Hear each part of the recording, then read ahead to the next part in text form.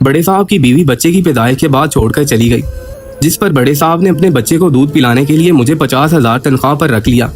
मैं जब भी साहब के बच्चे को दूध पिला रही होती तो वो मेरे सर पर आकर खड़े हो जाते, जिसे देखकर मुझे बहुत शर्म आती और मैं जल्दी से अपना दुपट्टा ऊपर कर लेती।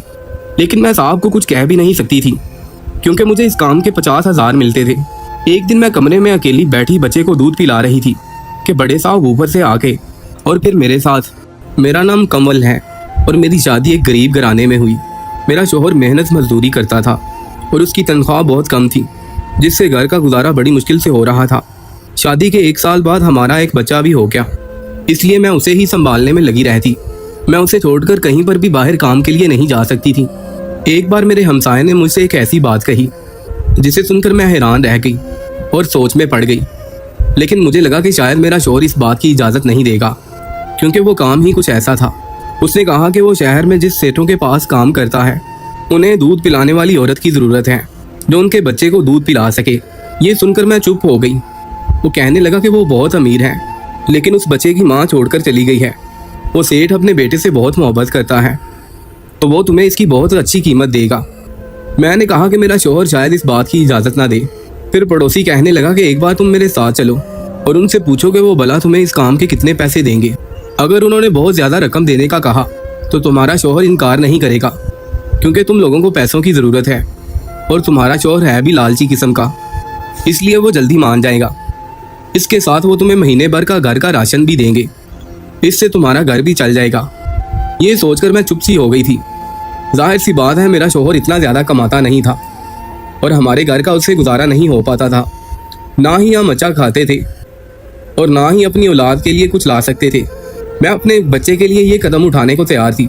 हालांकि किसी दूसरे बच्चे को अपनी गोद में भरना और अपने बच्चे का हक उसे पिलाना मेरे लिए आसान काम नहीं था, लेकिन मैं अपने बच्चे की ही खातिर इस काम के लिए राज़ी हो गई। मैंने उसे कहा कि ठीक है, पहले मुझे उनसे बात कर लेने दो। अगर उन्होंने तनख्वाह अच्छी दी तो फिर मैं अपने शोहर से बात करूंगी। अगले दिन मैं अपने बच्चे को गोद में लेकर पड़ोसी की बीवी के साथ उनके एक बंगले में पहुंच गई। वो वाकई बहुत अमीर लोग थे। जब मैं अंदर गई तो उस घर की बड़ी मालकिन टांग पर टांग रखकर सोफे पर बैठी हुई थी और उनका बच्चा बहुत रो रहा था। वो बच्चा घर की एक मुलाजमा ने उठाया हुआ था और उसे लैक्टोजिन दूध दिया जा रहा था, लेकिन वो बच्चा दूध नहीं पी रहा था। बड़ी मालकिन ने मुझे सर से लेकर पांव तक देखा और नफरत से मेरे चेहरे की तरफ देखकर कहने लगी, न जाने इस लड़के के दिमाग में कौन सा भूत सवार हो गया है। आजकल लोग डब्बे का दूध ही पिलाते हैं और बच्चे मोटे हो जाते हैं, लेकिन नहीं, उसे तो माँ का ही दूध पिलाना है। फिर कहने लगी, तुम्हारा मालिक अभी कमरे में है, बाहर आता है तो उनसे खुद ही बात कर लेना। ये कहकर वो अपने कमरे में चली गई। मैं सोचने लगी कि ये एक ऐसी दादी थी जो अपने पोते के लिए ऐसे ख्यालात रखती है और अपने बेटे को भी खातिर में नहीं लाती। फिर मैंने सोचा कि शायद वो कोई बीमार औरत है या कोई साइको पेशेंट है, जिसकी वजह से वो ऐसी बातें कर रही है। कहने लगी कि इसके बाप ने ही इसकी माँ को नाराज़ किया है।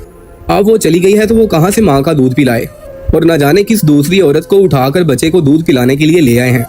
वो ऐसे ही मेरे सामने बुड़बुड़ा कर चली गई।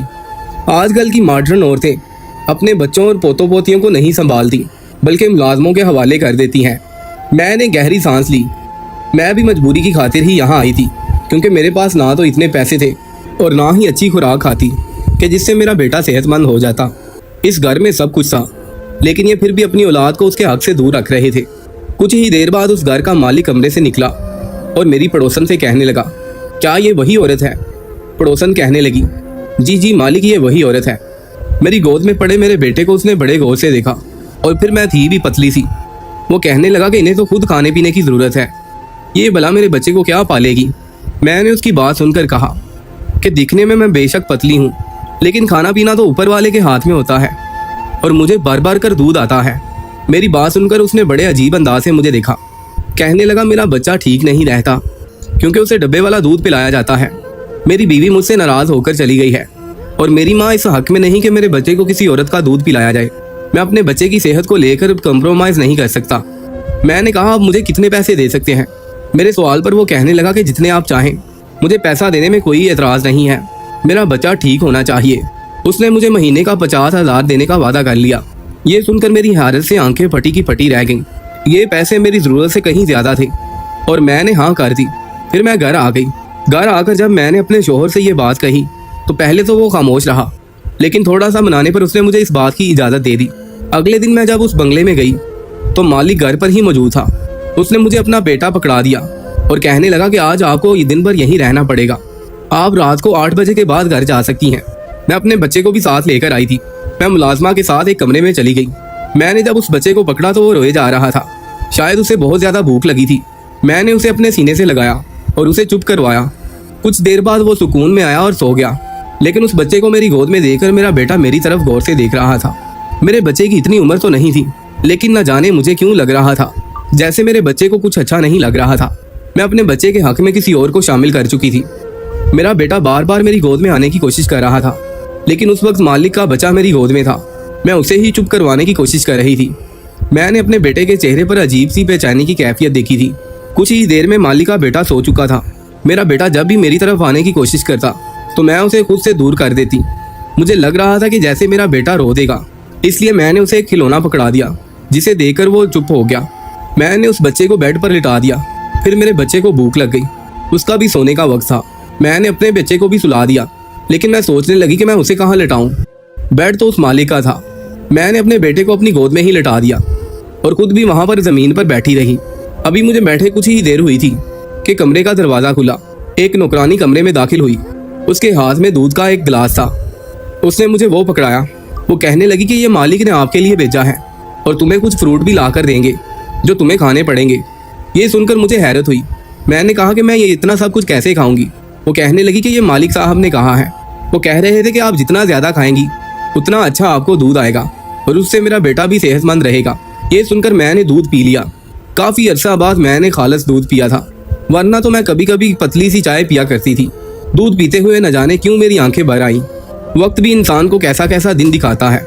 कभी कभी हम एक रोटी को तरसते हैं और कभी कभी हमारे सामने दुनिया की हर चीज़ मौजूद होती है।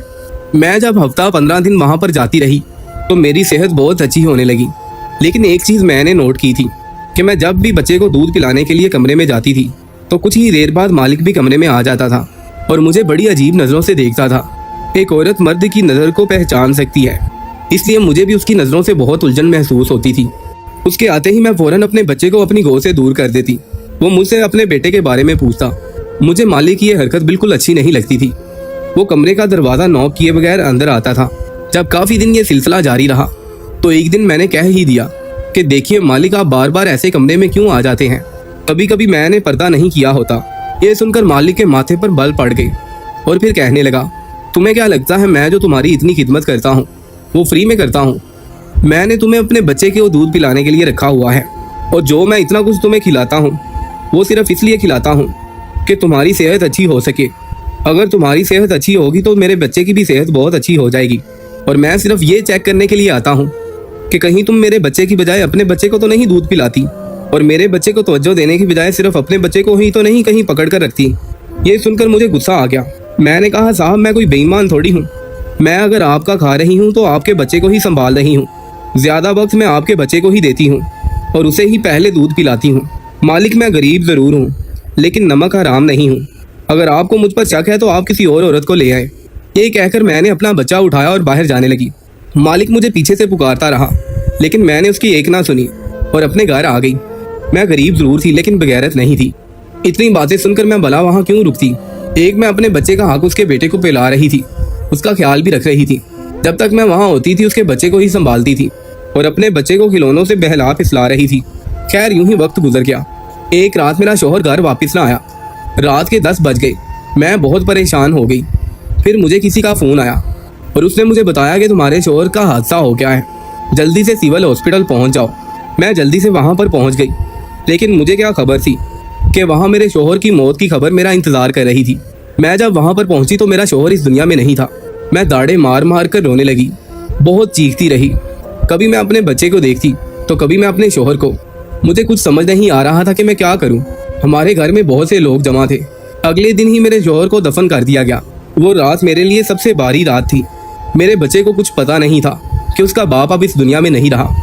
जो भी मुझे देखता तो वो कहता कि तुम्हारी अभी इतनी उम्र नहीं है और तुम्हारे पास एक छोटा सा मासूम सा बच्चा है, तुम दूसरी शादी कर लो। मुझे लोगों की ये बातें सुनकर बहुत दुख होता कि अभी मेरा दुख ताज़ा है और लोग मेरे साथ किस तरह की बातें कर रहे हैं। खैर यूं ही वक्त गुजरता गया। एक दिन मेरे दरवाजे पर एक बड़ी सी गाड़ी आकर रुकी। मैं ये गाड़ी देखकर हैरान रह गई कि हमारे गरीबों के मोहल्ले में इतनी बड़ी गाड़ी कहाँ से आ गई, और वो भी हमारे घर के सामने। मेरे घर का दरवाजा खुला था। फिर गाड़ी के अंदर से जो शख्स उतरा उसे देखकर मैं हैरान रह गई। वो वही मालिक था जिसके बच्चे को मैं दूध पिलाती थी। मालिक बिना इजाज़त लिए कमरे के अंदर आ गया और मुझे आकर कहने लगा, मुझे सब पता चल चुका है। मुझे तुम्हारे शोहर की खबर मिली और मुझे इस बात पर बहुत अफसोस है कि तुम अकेली रह गई हो। मालिक मुझसे हमदर्दी जता रहा था मगर मैं फूट फूट कर रोने लगी। इसके बाद मालिक मेरे तरले करने लगा कि मेरा बच्चा कल से बहुत रो रहा है, इसे शायद तुम्हारी आदत हो चुकी है। मैं तुमसे माफ़ी मांगने आया हूँ। मैं अपनी गलती पर शर्मिंदा हूँ। मैं बस अपने बच्चे की वजह से ही परेशान हो गया था, इसलिए मुझसे ऐसी बातें निकल गई। ये सब मुझसे इसलिए हुआ था कि मैं इसी सोच में गुम था कि जब इसकी सगी माँ इसको दूध पिला ना सकी और उसे छोड़कर चली गई तो तुम भी तो उसके साथ ऐसा कर सकती हो। इसलिए मुझसे ये सब कुछ हुआ। मालिक भी अपनी जगह ठीक था। फिर इन्होंने मेरे हाथ पर लाख रुपया रखा और वहाँ से चले गए। मेरे शोहर अब इस दुनिया में नहीं रहे थे और घर में कमाने वाला भी कोई नहीं था। घर में खाने को कोई भी चीज़ मौजूद नहीं थी, इसलिए मालिक मुझे घर के राशन के लिए कुछ पैसे दे गए। मालिक के आने से पहले मुझे मुलाजमा ने भी कॉल कर दी थी कि मालिक का बच्चा बहुत रोता है, उसे तुम्हारी आदत हो गई है।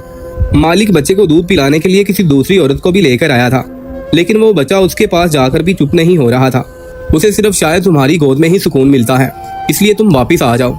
अब मुझे उस बच्चे की भी फिक्र होने लगी। आखिर मैं भी एक माँ थी, मेरी गोद में भी एक मासूम सा बच्चा था, तो मैं उस दूसरे बच्चे के साथ कैसे नाइंसाफ़ी कर सकती थी। उसी रोज़ मैंने मालिक को फ़ोन किया तो उन्होंने मुझे मंगवाने के लिए गाड़ी भिजवा दी, जिसमें मैं बैठकर मालिक के घर पहुंची। मैंने जाते ही मालिक के बच्चे को उठा लिया।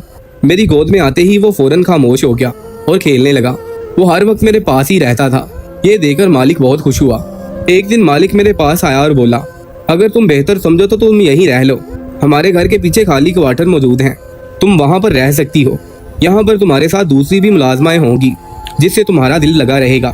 वैसे भी अब तुम्हें अपने घर में अकेले नहीं रहना चाहिए, क्योंकि तुम्हारा शौहर तो अब इस दुनिया में है नहीं, तो कोई भी गलत काम करने के लिए तुम्हारे घर आ सकता है। इसलिए अकेले रहने से बेहतर है कि तुम यहाँ हमारे साथ रह लो। मालिक की बात मुझे कुछ मुनासिब लगी थी, और वैसे भी अब मालिक का रवैया मेरे बेटे के साथ भी बिल्कुल ठीक था। वो उसका भी बहुत ख्याल रखने लगे थे। वो जो चीज़ अपने बेटे के लिए लाते मेरे बेटे के लिए भी लेकर आते थे। जबकि मालकिन का अभी भी कुछ पता नहीं था। वो अभी तक घर वापस नहीं आई थी। उसे अपने बच्चे की ज़रा भी परवाह नहीं थी कि उसका बच्चा किस हाल में है। मैंने मालिक की बात मान ली और वहीं पर क्वार्टर में रहने लगी। यहाँ रहकर मेरा थोड़ा दिल तो लग गया, लेकिन मैं अपने शौहर को याद करके बहुत रोया करती थी। एक दिन मालिक के बेटे की तबीयत कुछ ठीक नहीं थी। रात को मैं क्वार्टर में सोने के लिए जाने लगी तो मालिक कहने लगे कि आज तुम यहीं रह लो, मेरे बेटे की तबीयत कुछ ठीक नहीं लग रही और वो तुम्हारे पास ही रहता है। मजबूरन मुझे वहीं रहना पड़ा। आधी रात को मालिक का बेटा रोने लगा। उसे बहुत शिद्दत की भूख लगी थी। मैं उसे उठकर दूध पिलाने लगी। मैं अपने ही ध्यान में थी कि मालिक कमरे में चले आए। मैंने जब कदमों की आहट सुनी तो घबराकर मालिक के बेटे को अपने आप से दूर कर दिया। मालिक का बेटा सुकून से सो चुका था। फिर मालिक मेरे सामने आकर बैठ गए और मुझसे बात करने लगे। वो मुझसे कहने लगे कि तुम्हें मुझसे डरने की कोई ज़रूरत नहीं है। अगर मैंने तुम्हें कोई नुकसान पहुंचाना होता या तुम्हारे साथ कुछ गलत करना होता तो बहुत पहले कर चुका होता। मैं तुम्हारी इज्जत करता हूँ। मेरी बात ज़रा गौर से सुनना। मेरी माँ ने मेरी शादी अपनी पसंद से की थी। मुझे अपनी बीवी ज़रा भी पसंद नहीं थी। वो ज़रा मॉडर्न किस्म की लड़की थी और ज़्यादातर पार्टियों में मसरूफ़ रहती थी। मेरी माँ को भी ऐसे ही लोग पसंद थे। मेरी जब शादी हुई तो मेरी बीवी तो औलाद भी नहीं चाहती थी, लेकिन ऊपर वाले के करम से मेरी औलाद हो गई। मेरी बीवी सिर्फ इसलिए मुझे छोड़कर चली गई कि वो बच्चों को नहीं संभाल सकती और ना ही वो उसे अपना दूध पिलाएगी। उसका कहना था कि इससे उसकी खूबसूरती में कमी आएगी। मेरा बेटा जब पैदा हुआ तो पैदा होते ही उसे डब्बे वाला दूध लगा दिया गया। माँ का दूध ना मिलने की वजह से वो कमज़ोर रहने लगा। इस बात पर मेरी अपनी बीवी से लड़ाई रहने लगी। एक दिन लड़ाई थोड़ी सी बढ़ गई और वो मुझे छोड़कर चली गई। इसलिए मैंने अपने बच्चे की खातिर अपनी मुलाजमा से कहा कि मुझे कोई ऐसी औरत ढूंढ दे जो मेरे बच्चे को दूध पिला सके, और वो तुम्हें मुझ तक लेकर आई। लेकिन मैंने अब फैसला किया है कि मैं अपनी बीवी को नहीं लेकर आऊँगा। मैं तुमसे शादी करना चाहता हूँ।